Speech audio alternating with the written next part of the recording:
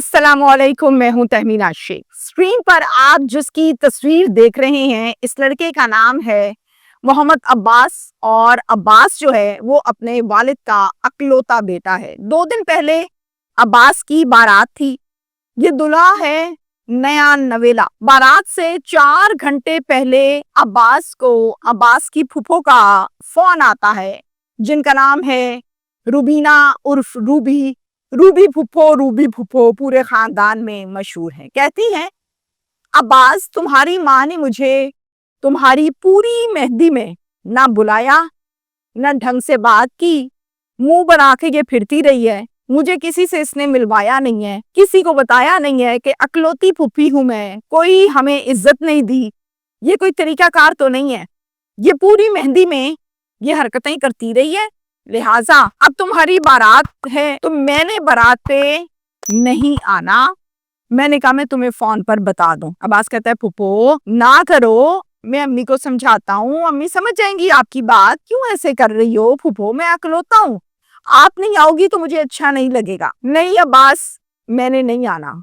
और इतने में फोन काट दिया। अब्बास जाता है सीधा अपने वालिद के पास, अपनी माँ के पास, और जाकर उनको बताता है कि मैं जा रहा हूँ अपनी फूफो की तरफ उनको मनाने के लिए। आधा घंटा लगना है, जाना आना होना है, और फूफो ने मान जाना है कि चलो अब्बास खुद चल के आया है। माँ मना करती है। माँ कहती है, बेटा मत जाओ, बदशुगनी हो जाती है। तुम्हारे अब्बू चले जाते हैं, जाके मना के ले आते हैं, अब्बू के कहने पर भी वो आ जाएगी, तो तुम्हारा जाना बनता नहीं है। तुम्हारे दिन रखे हुए हैं, बाजू पे तुम्हारे गाना बांधा हुआ है, ये कोई तरीकाकार नहीं है। अब्बास कहता है, अम्मी फूफो बहुत तपी हुई है, अब्बू के कहने पर फूफो ने कोई नहीं मानना। मैं जाऊंगा, बाइक पर मैंने जाना आना करना है, आधे घंटे में मैंने आ भी जाना है। बाइक निकालता है और चला जाता है फूफो के घर। 1 घंटे बाद शाम 5 बजे अब्बास के नंबर से कॉल आती है। बाप को फोन उठाते हैं, कहते हैं, हाँ जी बेटा बताओ। आगे से अब्बास की आवाज नहीं होती, आवाज होती है किसी पुलिस वाले की। पुलिस वाला कहता है, आपके बेटे की लाश अस्पताल में पड़ी हुई है, आप आ जाएं। बाप हक्का बक्का, क्या बोल रहे हो तुम, मेरे बेटे की तो शादी है, कौन सी लाश भाई, किस नंबर पे कॉल मिलाई है तुमने, कहाँ है अब्बास? एक सांस में 10 सवाल करता है। पुलिस वाला कहता है, हौसला करें और अस्पताल पहुंचे, यही हकीकत है। अस्पताल का नाम बताता है और फिर वालिद जो है वो अस्पताल पहुंचता है। आज रुखसत होना था अब्बास की दुल्हन को अपने घर से अब्बास के घर में, लेकिन रुखसत हुआ इस दुनिया से दुल्हा अब्बास हमेशा हमेशा के लिए।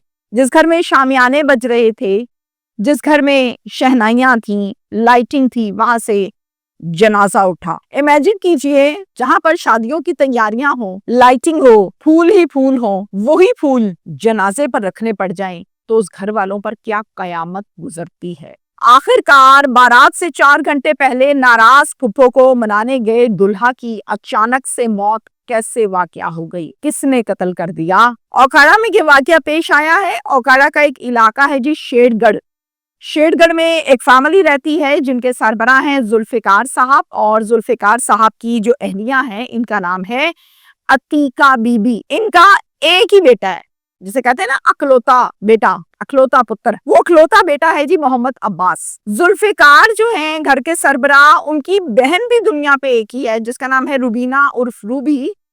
तो रूबी जो है वो एक बड़ा खास कैरेक्टर है इस फैमिली का। रूबी और अतीका यानी नंद और भाभी की आपस में बनती नहीं है। छोटी छोटी बात पे बहस, चक चक तू तू मैं, एक का मुंह राइट और दूसरी का मुंह लेफ्ट। सारी जिंदगी ऐसे ही गुजरी इनकी। ये आपस में एक दूसरे को ढंग से बुलाती भी नहीं है। अब्बास जब भी फूफो से मिलता, फूफो कहती, बेटा अपनी माँ को समझाओ, तुम्हारी माँ को अभी तक पता नहीं लगा कि कैसे बात करते हैं, क्या करते हैं।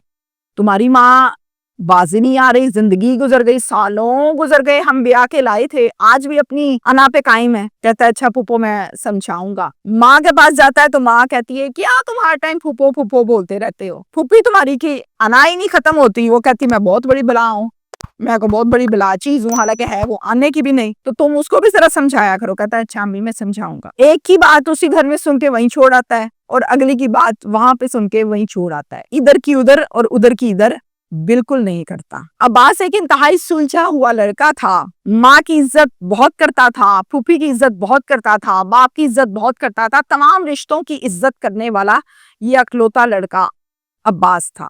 عباس کا رشتہ طے ہو گیا امبر نام کی لڑکی کے ساتھ، ڈیٹس فکس کر دی گئیں، یہ رشتہ آؤٹ آف فیملی طے کیا گیا اور میرج بیورو کے ذریعے سے یہ رشتہ طے ہوا، جو اکثر اوقات ہم کہتے ہیں کہ جی فیس دے دی اور رشتے والی نے رشتہ کرا دیا۔ شادی کی ڈیٹس فکس کی گئیں، تھرسڈے جمعرات 10 تاریخ، جمعہ 11 تاریخ اور پھر اتوار 13 تاریخ کو۔ اب عباس چونکہ ایک ہے تو ظاہر ہے عباس کی شادی واجی گاجی کے کرنی ہے، سب کو اکٹھا کیا ہوا ہے، بھرپور تیاریاں، خوشیاں، شامیانے، بینڈ باجے، سارے خاندان میں کارڈ جاتا ہے تو کارڈ پھپھو کے گھر بھی جاتا ہے۔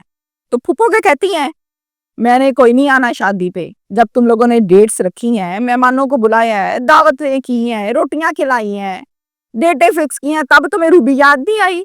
اب تم کہہ رہے ہو مہمانوں کی طرح شادی پہ آ جاؤ، تو تمہیں چاہیے تھا نا کہ تم مجھے ڈیٹ جب فکس کی تھی تب بلاتے، میرا حق ہے، میں اکلوتی ہوں۔ اپنے بھائی کو کہتی ہے او مجھے ایک بات کا جواب دو، تم بھی بیوی کے پیچھے لگ گئے ہو، تمہیں کتنا سمجھایا تھا جورو کا غلام نہیں بننا، تم پھر جورو کے غلام بن گئے ہو۔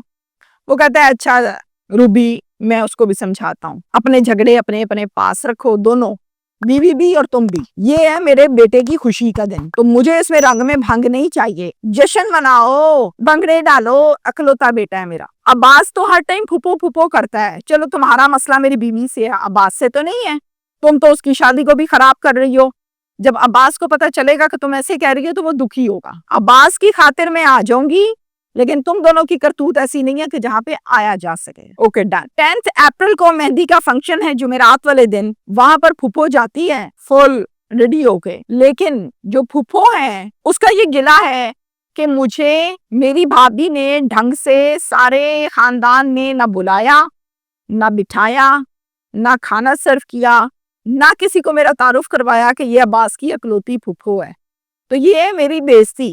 جو کچھ مہندی کے فنکشن میں ہوا وہ ساری ڈیٹیلز میں نے آپ کو بتائیں۔ اب کیا ہوتا ہے، اب اگلا دن آ گیا ہے، جب بارات ہے، تو دوپہر کے ٹائم 3 بجے پھپھو کال کرتی ہیں اور کال کر کے کہتی ہیں عباس تمہاری ماں نے مجھے پوری مہندی میں ذلیل کیا ہے، میں تمہارے منہ کی وجہ سے آئی تھی کہ میرا اکلوتا بچہ ہے، میرے بھائی کا اکلوتا بیٹا ہے، لیکن بیٹا میں کتنا ذلیل ہوں، پورے خاندان میں بے عزت ہو گئی، اب میں نے برات پہ نہیں آنا، اب تم ضد مت کرنا۔ کہتا پھپھو آپ کیسی باتیں کرتی ہیں، میں ابھی آ رہا ہوں آپ کے پاس آپ کو منانے، یہ کیسے ہو سکتا ہے کہ آپ شادی میں نہ آئیں، میں امی کو بھی سمجھاتا ہوں، رفع دفع کی بات، اور پھر اس کے بعد پھپھو کو منانے کے لیے نکلا۔ پاک پتن روڈ پر ایک بائک ہے، اس بائک پر سوار ہے عباس اور سیدھا سپیڈ جا رہے ہیں پھپھو کے گھر۔ راستے میں ایک ٹرالا آیا، عباس کو کچلتے ہوئے بھاگ گیا، نکل گیا، اور عباس اللہ کو پیارا ہو گیا اسی موقع پر۔ 1122 کو کال کی گئی، 15 کو کال کی گئی، آس پاس کے لوگ راہگیر کھڑے ہو گئے، دیکھنے لگے، پولیس موقع پر پہنچی اور سب سے پہلے عباس کو ہاسپٹل شفٹ کیا۔ ہاسپٹل شفٹ کرنے کے بعد ڈاکٹرز نے ایگزامن کیا تو کہا کہ اس کی تو موت واقعہ ہو چکی ہے۔ جیبیں دیکھی تو جیب کے اندر ایک موبائل فون تھا، اس سے گھر پر کال ملائی اور وہ کال ملی باپ کو فون پر کہا کہ میں ایک پولیس والا ہوں، آپ کے بیٹے کی لاش اس ٹائم ہسپتال میں پڑی ہے، آپ لوگ پہنچے، جو میں آپ کو ڈیٹیل سے آلریڈی بتا چکی ہوں۔ باپ ایک سانس میں 10 سوال کرتا ہے، آج تو اس کی شادی ہے، تم کون ہو، یہ کوئی کرنے والا مذاق ہے، صحیح بتاؤ کہاں ہے میرا عباس؟ اور اس ٹائپ کی باتوں کے تمام کے جواب پولیس والا دیتا ہے، حوصلہ کریں اور ہسپتال پہنچیں۔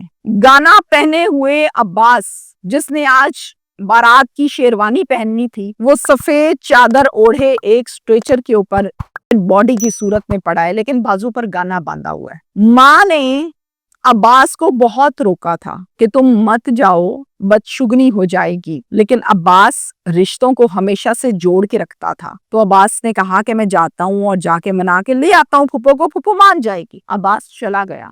دوسری طرف میرا پرسنل اوپینین یہ ہے اس کیس میں، ہم اکثر اوقات جب خوشی کا موقع آتا ہے ہم کہتے ہیں جی اسی ٹائم یہ ساری جنگ کرنی ہے، کیونکہ اس ٹائم اس کی خوشی ہے، رنگ میں بھنگ ڈالیں گے، جھگڑا کریں گے۔ یہ کوئی ایک رشتہ نہیں کرتا، ہر رشتہ اکثر اوقات ایسے معاملات میں انوالو ہو جاتا ہے، وہ پھوپھی کا ہے، وہ تائی کا ہے، وہ چاچی کا ہے، وہ ماں کا ہے، کسی کا بھی ہے۔ تو جب کسی کی خوشیوں کا ٹائم ہے، کسی کے سکھوں کا ٹائم ہے، خوابوں کی تعمیر کا ٹائم ہے، آپ اس ٹائم تماشا لگا لیں اور یہ کہیں کہ نہیں جی یہی موقع ہے، میں نے تو کوئی نہیں آنا. تو ان حرکتوں سے برائے مہربانی اجتناب کرنا چاہیے. جس کے رنگ میں بھنگ ڈال رہے ہیں اس کا وقت تو گزر ہی جائے گا. کسی کے رنگ میں بھنگ ڈالنے سے وقت کبھی کسی کا نہیں رکا، وہ گزر ہی جاتا ہے. لیکن ساری زندگی کے لیے ایک ایگزامپل سیٹ ہو جاتی ہے، ایک میموری کریٹ ہو جاتی ہے کہ فلانے کی شادی میں فلانے نے یہ حرکت کی تھی. تو میرا پرسنلی یہی میسج ہے کہ کسی کی خوشیوں میں اگر آپ ان کو بڑھا نہیں سکتے تو ان کو کم بھی نہ کریں. Thank you.